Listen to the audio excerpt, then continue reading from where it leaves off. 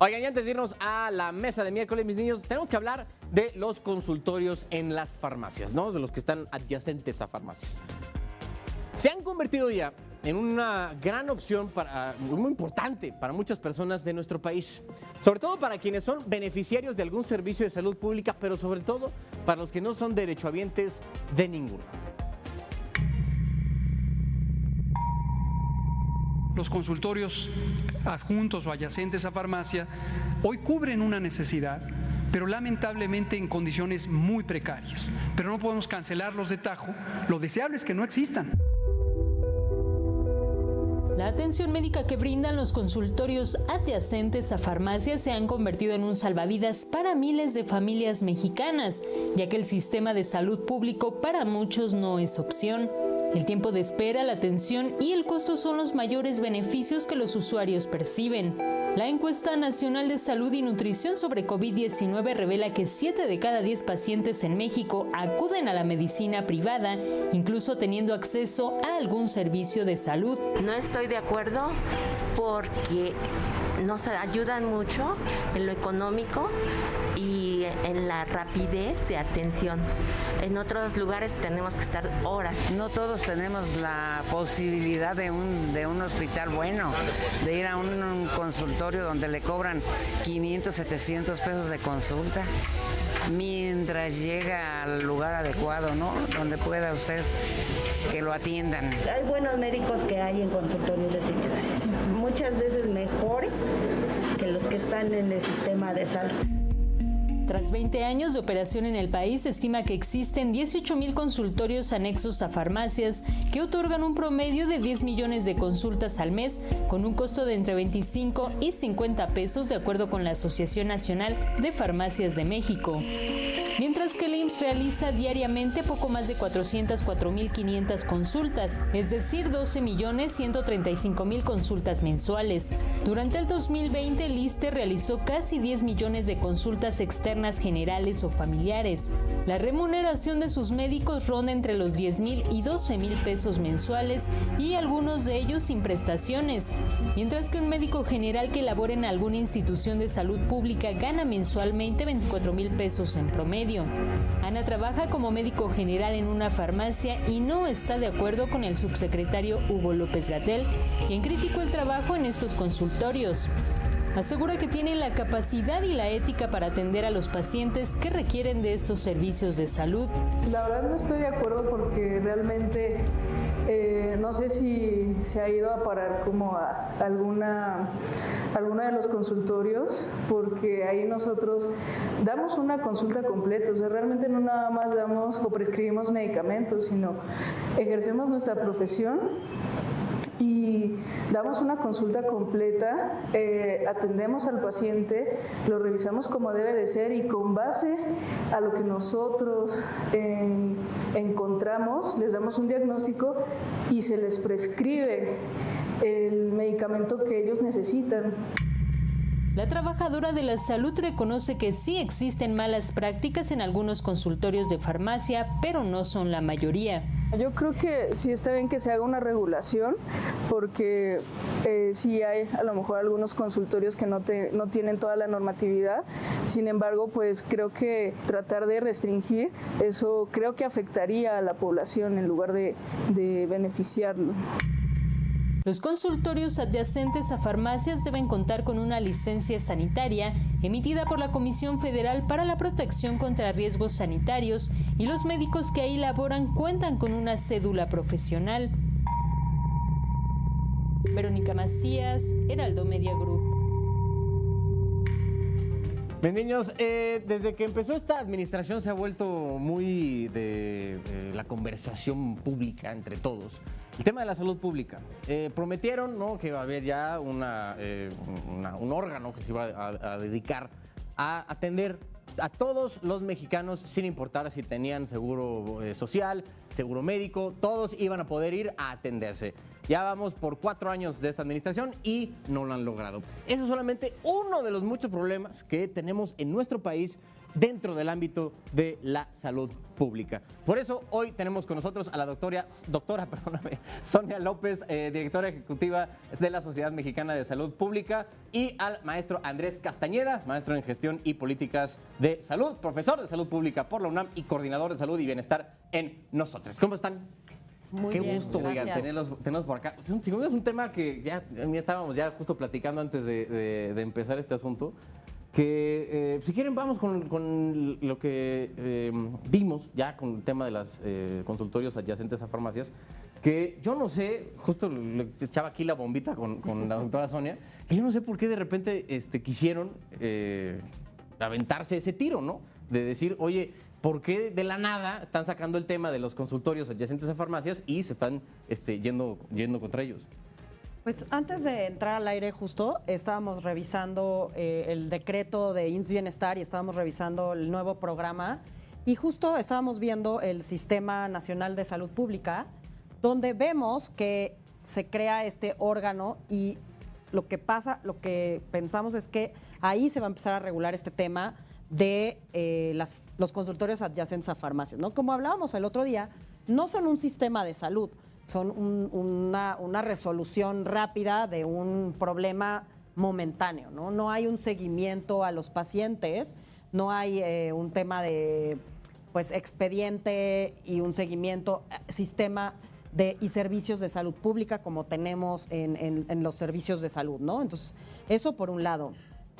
Pero no fue de la nada, ¿no? Creo que todo empezó porque en la INSANUD salió los datos, que además ya habían salido igual el año anterior y años anteriores, que cada vez las personas en México usan menos los servicios públicos de salud y se inclinan por esta atención en los servicios privados, ya sea consultorios de medicina general o, cada vez de manera más importante, estos consultorios adyacentes a farmacia. Yo creo que el problema es que estamos viendo a los consultorios adyacentes a farmacia, como bien decía Sonia, que no son un sistema y que pudieran tener algunos partes negativas como una enfermedad. No es su función, ¿no? O sea, no es su función ser así el médico de cabecera de una familia. No, pero digamos, creo que el abordaje que le ha dado la autoridad a este problema es verlo como una enfermedad y no como un síntoma, que son dos cosas bien diferentes, ¿no? Cuando uno tiene diarrea, lo que tenemos que combatir no es necesariamente la diarrea, sino es qué está causando la diarrea, si hay una infección, etcétera. Y yo creo que así tendríamos que ver el tema de los consultorios adyacentes a farmacia. Es un síntoma, creo que grave, del sistema de salud, ¿no? Si vemos los consultorios de medicina general que se han venido abriendo de manera privada cada año, se abren entre 3,000 y 3,500 nuevos. En 2021 se abrieron más de 8,200. Es decir, el síntoma claramente se ha agudizado. Ciertamente, claro. Y no hace falta voltear a ver a nuestro alrededor. Y la pregunta que nos tendremos que hacer es ¿por qué? O sea, ¿por qué las personas y profesionales de salud están prefiriendo trabajar y atenderse en consultorios adyacentes a farmacia, que en general son peores condiciones que una clínica bien establecida, con seguimiento, etcétera, que está llevando a que la sociedad mexicana tomemos esa decisión? ¿Y en qué está fallando el sistema público para no ser suficientemente atractivo o satisfacer estas necesidades? En tu opinión, ¿qué puede ser? Pues mira, son muchas cosas, pero cierto es que los profesionales de salud no se han contratado más de los que se necesitan. Porque justo hubo una discusión, ¿no? Del tema de las plazas y no sé qué. Pero es por falta de espacios físicos para que puedan trabajar o por falta de dinero. No, espacios hay, porque vimos cuando salió la convocatoria esta de las 14,000 y tantas plazas, muchas plazas estaban ocupadas ya, muchas plazas están vacías, están desiertas, ¿no? Pero muchas plazas son en lugares donde carecen de seguridad, ¿no? O sea, no te aseguran seguridad, o sea, a tu física, ¿no? Otras son en otro tipo de lugares. Ahora, ofertan una plaza, por ejemplo, para gastro o para endoscopista, que es algo muy, muy específico, y cuando llega resulta que es para gastro, ¿no? Que es, digamos que otra especialidad. Entonces, pues tú eres endoscopista, entonces no tienes el aparato para hacer las cosas, ¿no? Eso pasó mucho, porque tanto el doctor Andrés como yo estuvimos haciendo mucha investigación con médicos especialistas y con gente y médicos y compañeras que aplicaron incluso yo apliqué, ¿no? Mi especialidad como tal no estaba, pero había, digamos que el tronco común. para las plazas, ¿no? Entonces, había plazas en hospitales que yo sé que están ocupadas las plazas, ¿no? Entonces también es eso como, pues, ¿qué estaría pasando? Y esos son para especialistas. Y esas son para especialistas. No para médicos generales, que es los que más hay en México, ¿no? Se gradúan cerca de 17, 19 mil médicos cada año en este país.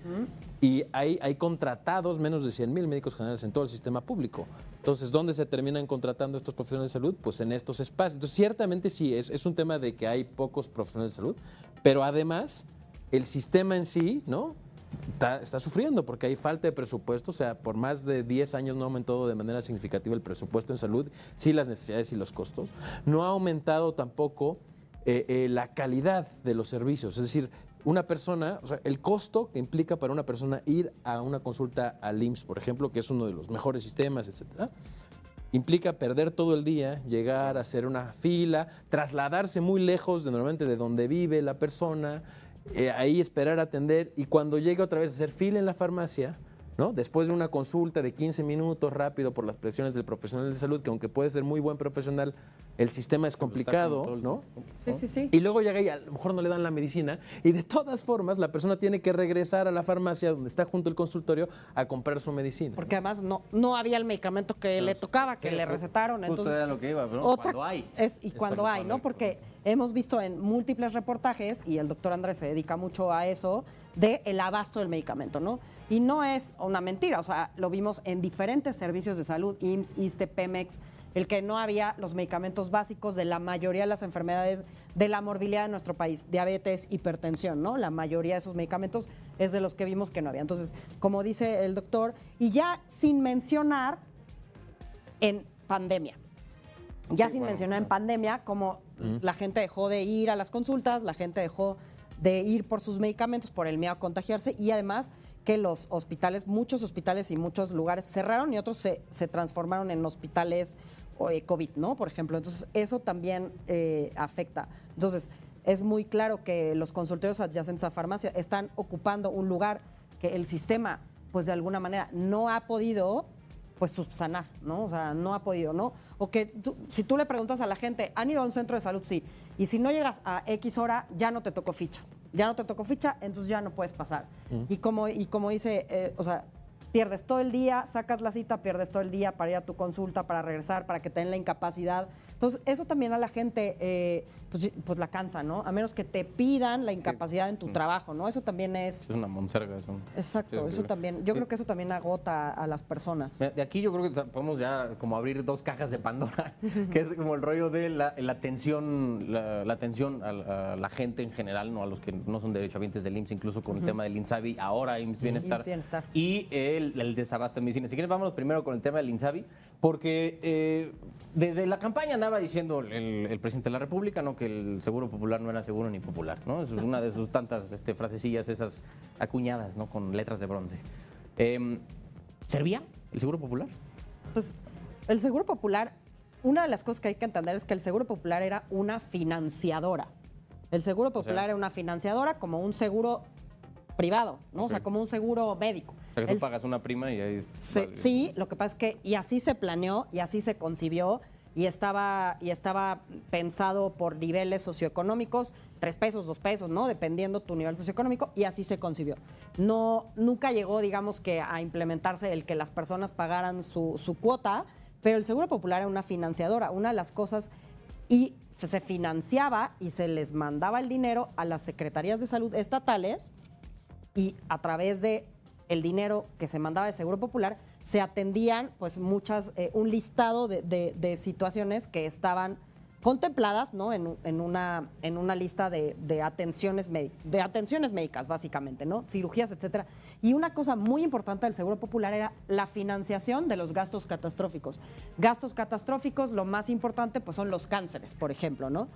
Que son enfermedades que te cuestan una lanota. Un dineral, que son y además, bueno, es una de las primeras causas como de empobrecimiento o de que alguien se vuelva mucho más pobre, son este tipo de enfermedades catastróficas, claro. ¿No? Entonces, creo que ahí es donde a lo mejor hemos tenido mal este concepto de pensar que el Seguro Popular tenía hospitales o tenía centros de salud. No, el Seguro Popular financiaba, el Seguro Popular mandaba dinero a los estados y los estados eran los que operaban Decidían en qué gastar. Decidían en qué gastar, pero bueno, había dinero. De hecho, en 2014 o 15 se cambió también un poco el decreto, pues no el decreto, pero sí la ley y las reglas de operación del Seguro Popular, digamos que etiquetando el dinero para ciertas cosas, ¿no? Para que no se desviara, ¿no? Para que no se nos pusieran creativos, ¿no? Pues porque de entrada, por ejemplo, el dinero... Digo, Andrés, no me lo tienes que No, decir. sí. Yo llevo aquí un ratito, he visto una cantidad de cosas, ¿no? El dinero llegaba a la Secretaría de Finanzas y después iba a la Secretaría de Salud. Entonces, bueno, pues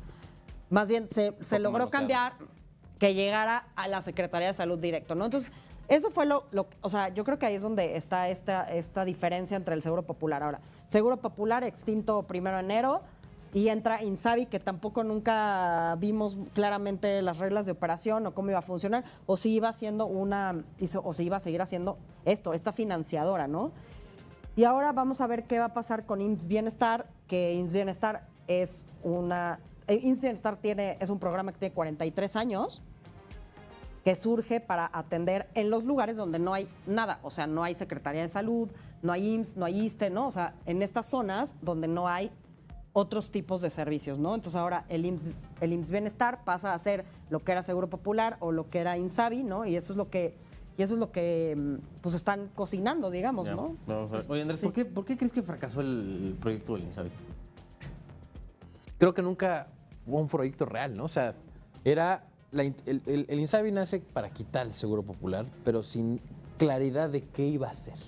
O sea, nunca se tuvieron estas reglas de operación claras, objetivos concretos, ni siquiera si uno analiza el organigrama de quienes integran el Insabi hoy, pues como que no hace mucho sentido con los objetivos de exactamente qué se quería conseguir, ¿no? Creo que terminó funcionando como una figura de transición y hoy con este nuevo anuncio del órgano público descentralizado del IMSS Bienestar, que va a integrar también las funciones del programa que platicaba Sonia, hay un poco de esperanza, por lo menos en el sentido de que hay claridad ahora de cómo va a funcionar, quiénes van a ser los responsables, cuáles son los objetivos, a través de qué mecanismos, y eso es una buena noticia. Ahora, descentralizar el modelo, que eso es lo que recentralizar, porque el modelo de salud, como bien decía Sonia, estaba descentralizado. Quienes atendían a las personas eran los servicios estatales de salud, las personas que no tenían seguridad social, además del IMSS Bienestar que atendían estas zonas donde decía Sonia. La mayoría de las personas que no tenían seguridad social se atendían a través de los mecanismos de salud, de los sistemas de salud de los estados, que eran financiados con el Seguro Popular. Establecer ese modelo nos tomó más de 10 años en México, ¿no? Del 84 a finales de los 90.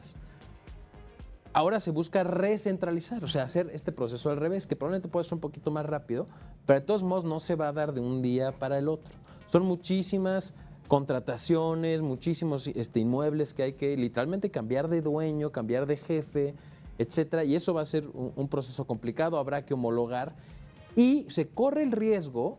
Tiene creo que ventajas y desventajas esta recentralización. Hay quienes están completamente en contra, quienes están a favor, etcétera. Pero creo que dos cosas que son muy importantes que habrá que cuidar con el modelo que sea es uno, que no todas las necesidades de salud son iguales en todos lados. Es decir, no podemos planear una propuesta para la Ciudad de México. Sí, no puede ser monolítica, ¿no? No. No, pues que esto un poco se resolvía, más o menos, a través de que la responsabilidad se dividiera en 32. Los estados, ¿no? ajá.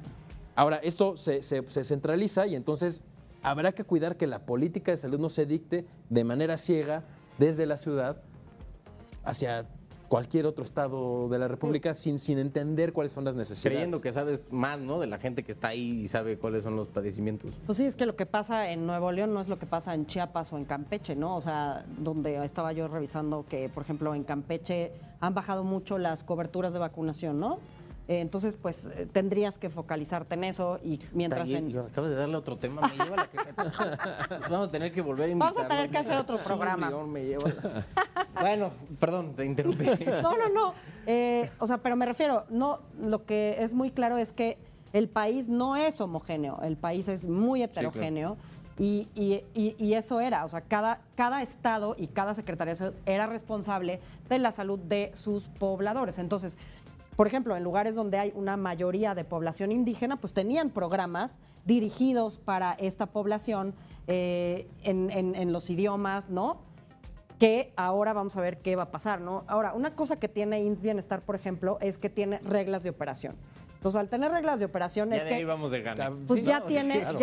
ya tienes las reglas del juego Está cañón que establecidas. hasta eso ya decimos, bueno, algo que debe ser 4 básico años es- después, ¿no? O sea, 4 años nos tardamos. lleva la que ¿no? Pero, por ejemplo, una cosa es muy importante de saber quién tiene acceso, quién va a estar asegurado, qué coberturas voy a tener con eso, ¿no? O sea, qué coberturas son las que... Y que o sí, sea, que no. yendo al IMSS Bienestar, ¿a qué tengo derecho? ¿Qué es lo que me cubre? ¿No? Eso es una de las cosas más importantes. Y el otro día estuvimos justo el doctor y yo en un otro foro y decíamos, se mide en, no es el número de gente que está afiliada, sino el número de gente afiliada y que tiene acceso a los servicios, ¿no? O sea, no, pues tenemos 50 millones de afiliados. Ah, pues qué bueno, pero ¿a qué tienen acceso, no? Esa es una cosa Ese muy es el otro importante. reto, porque IMSS Bienestar tenía en 2020, por ejemplo, afiliados, más de 12 millones de personas, pero atendía, o las personas, cuando les preguntaron en el censo dónde se atendían, menos de 1 millón dijo que tenían acceso al IMSS Bienestar. Entonces, habrá que tener mucho cuidado en no confundirnos y buscar que haya un verdadero acceso. Oye, ¿y por qué hay como limitaciones en tratamientos en ese tipo de lugares? O sea, si se supone que es como de, oye, si es para todos, Porque ¿para qué luego te dicen, no, es que sabes qué, con la pata rota aquí no puedes venir? Es que el IMSS Bienestar está pensado nada más para atención como primaria y atención básica. Ah, ok. Ahora, con este nuevo decreto y con este cambio, pues tiene que crecer sus servicios. Y por eso decía Andrés,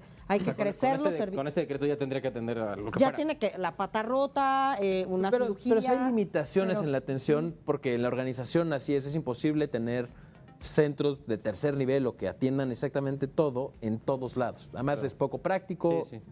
pero sí tiene que haber un buen primer nivel de atención, o sea, la atención primaria de la salud, que tanto se ha abogado durante muchos años a nivel internacional, implica una buena coordinación entre todos los niveles, que la salud no solo esté centralizada en hospitales, clínicas y profesionales de salud, sino que haya condiciones para crecer, desarrollarnos, etcétera, saludables, ¿no? Que esa es una deuda grandísima que tenemos en el país. Sí. O sea, hay una tremenda inequidad en cuanto a dónde vivimos, cómo vivimos No, y el acceso a los servicios. Y a la calidad, ¿no? Me imagino también Y a la calidad. Y luego tiene que haber, sí es cierto que hay un reto en los especialistas, pero por supuesto que hay un reto y hay profesionales que no se quieren ir a las comunidades alejadas, claro, pero porque esto qué implica? Que muchos profesionales de salud no ganan muy bien, pero tienen 2 chambas en la ciudad, ¿no? Porque con- tienen ya la con eso. privada y tienen su atención pública. El irse a una comunidad es un reto. Y después, si no hay las condiciones de seguridad, como ya decía Sonia, Sí, dices, no. y luego, pues si voy con mi familia, ¿dónde va a estudiar mi hijo, mi hija? No, o sea, hay un Como una que el serie reclamo estaba compleja. un poco mal ubicado, ¿no? En ese momento cuando fue esta discusión del tema de las plazas. Oiga, tenemos que ir a un corte rapidísimo. Volvemos todavía con otra discusión que no vamos a acabar todo, la neta. Pero vamos a hacer nuestro mejor intento. Ahorita regresamos. ¿De qué te estás riendo?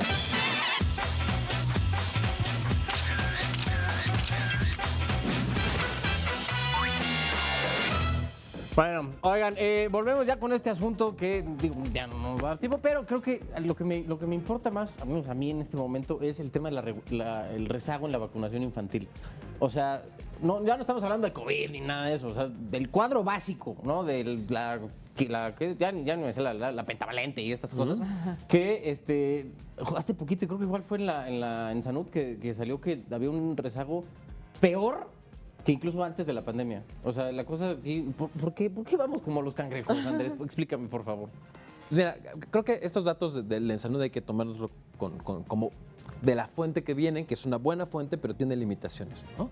Veíamos como que coberturas como muy bajas que nos espantaban mucho, y sí nos tenemos que espantar, pero hablamos de cobertura de varias vacunas, ¿no? Cuando le ponemos lente en qué vacunas, hay unas que no están tan peor, ¿no? Creo que eso es lo primero. Si bien México ha sido un ejemplo en el mundo por su esquema tan completo, el programa de vacunación universal ahora, sí tenemos varios años, y desde un poco antes de que entrara este gobierno, en que ha ido bajando la cobertura de varias vacunas. Pero como son tantas vacunas, tantas enfermedades, tenemos que analizarlo cachito por cachito. La vacunación se cayó, eso sin duda, y en todo el mundo, por la pandemia. Menos personas iban a los centros de salud, menos trabajadores de salud, etcétera, y eso afectó gravemente. Pero además traíamos rezagos importantes, por ejemplo, en la vacuna contra el papiloma humano, para prevenir el cáncer cervicuterino ya en las mujeres, en las niñas más grandes y otros cánceres. se cayó brutalmente, al grado de que el año pasado casi no se pusieron ni una sola dosis. Tenemos que estar poniendo alrededor de 2 millones de dosis al año, que son 2 dosis a las niñas de entre 9 y 11 años, ¿no? En quinto de primaria. La vacuna de tétanos también se cayó brutalmente. Hemos tenido varios años en donde la BCG, la vacuna contra la tuberculosis, se cae de manera importante. Estos últimos meses en la plataforma Cero Desabasto hemos tenido muchos reportes de papás y de profesionales de salud que nos dicen: en mi centro de salud no está disponible la vacuna. En 2019 se cayó brutalmente, antes de la pandemia, la vacunación contra sarampión. No es sorpresa que en 2020 tuvimos un brote. Afortunadamente, gracias al brote, se ha aplicado a la Secretaría de Salud, se han hecho brotes y se han recuperado de manera importante las coberturas. Y hoy creo que es una muy buena noticia que se anuncia el refuerzo importante en cuanto a la vacunación contra el hexavalente, porque hubo un brote de polio, ¿no? en Estados Unidos, un caso de un adulto, y se encontró en aguas residuales en Nueva York y en Londres el virus, lo cual es muy, muy preocupante. Desde los 1990 no tenemos un caso de polio en México y eso pues no podemos permitirlo. De ahí que se anunció que ya a partir de esta semana se está aplicando refuerzos en menos de un año de vacuna hexavalente, porque sí se cayeron las vacunaciones en los años de pandemia. Entonces ahí sí teníamos un rezago y ya la Secretaría de Salud, y ahí sí hay que decirlo, lo están haciendo bien, están reforzando esa estrategia y finalmente se anunció que viene también la vacunación contra VPH después de 4 años de casi no poner vacunas. Estamos todavía muy rezagados y ojalá que le metan durísimo y se consigan todas las dosis que se necesitan. Hay algunas vacunas que no había porque la producción mundial estaba rezagada. O sea, ¿cuáles? Una de las cosas es que VPH, la vacuna que compra el gobierno, se dejó de producir porque en esa línea de VPH se produce otra vacuna que es la de herpes zóster, ¿no? Porque solo la produce un laboratorio. Bueno, 2, ¿no? Ahora 1. Ahora 1, pero solo un laboratorio, y de hecho ese laboratorio le paga al otro las regalías, pues, por el nombre, ¿no? Pero, por ejemplo, estamos viendo coberturas de vacunación mundial a niveles de no veíamos desde el 2009, o sea, estamos hablando de muchos años, ¿no? Una de las vacunas que nos habla de las coberturas nacionales e internacionales es de PT, de difteria, tétanos, y estamos muy bajos también, ¿no? No hay estas coberturas. Una de las cosas buenas es este anuncio para poder completar esquemas de vacunación de los niños, porque más de 25 millones de niños se quedaron sin vacunas, mundialmente estoy hablando, no en México, sin vacunas que se aplican el primer año de vida debido a la pandemia, ¿no? O sea, antes de la pandemia ya teníamos problemas, pero con la pandemia pues se puso de manifiesto mucho más, ¿no? ¿Cuál es el problema de no vacunar? ¿Cuál es el problema de que no haya vacunas o de no vacunar? El problema es que regresan enfermedades que no teníamos, que aumenta la mortalidad, o sea, los niños que no se morían de esas enfermedades se empiezan a morir, ¿no?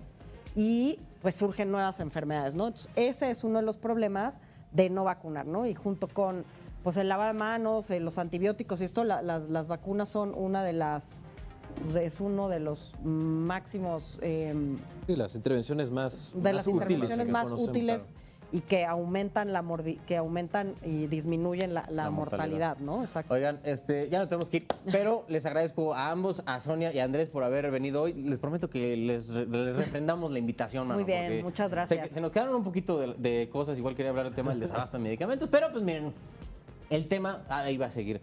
Gracias, Sonia López, la doctora Sonia López, y Andrés Castañeda por haber venido.